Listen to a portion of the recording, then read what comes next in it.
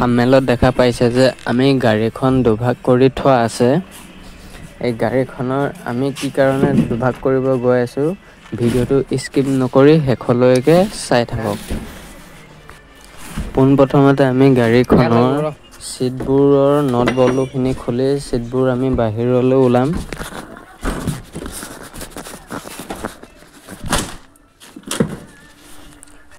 সিটবোৰ খুলি হোৱাৰ পিছত আমি দৰজাকেইখন খুলি লৈছো আৰু এখন দৰজা আৰু বনেট খোলাৰ পিছত চাব পাৰে কেনেদৰে হৈছে গাড়ীখন।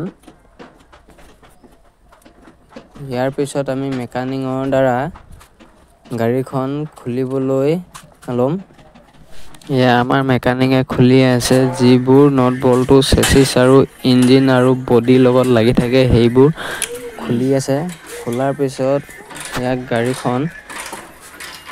গাড়ীখনৰ যিটো ফ্ৰণ্ট ফেচিয়াৰ আছে, ফ্ৰণ্ট ফেচিয়াৰটো আমি খুলিম। খুলি পেলানি আমি গাড়ীখনৰ বল্টু খোলাই নাই। ক'ত বল্টু খোলা নাই? খোলা আছে চব খোলা আছে। খোলা আছে।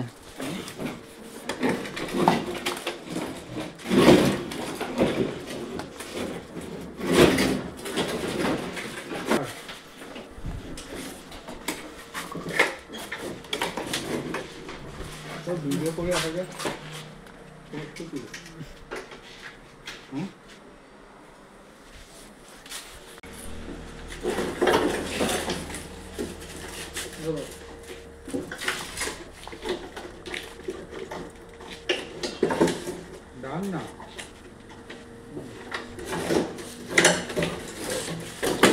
আপোনালোকে দেখিলে যে ফ্ৰণ্ট ফেচিয়াৰটো কি ধৰণে দুভাগ কৰি দিয়া হৈছে। চেচিছৰ পৰা আমি এতিয়া যিটো বডি, সেই বডিটো আমি ৰছী লগাই ওপৰলৈ উঠাই দিম। দেখিবলৈ পাইছে যিটো ওপৰত হুক আছে, আমি হুকটোত আমি ৰছীৰে বান্ধিছো। বান্ধি পেলাই ইয়াক আমি ওপৰলৈ উঠাবলৈ চেষ্টা কৰিম।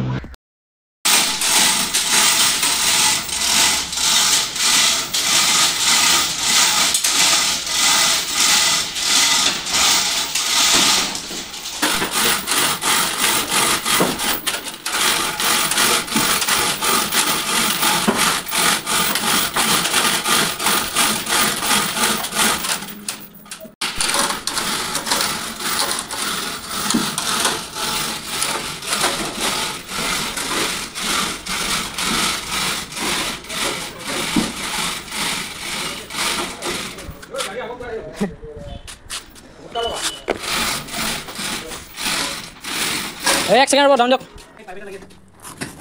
যাব কোনটো পাইপ? খোলা আছে।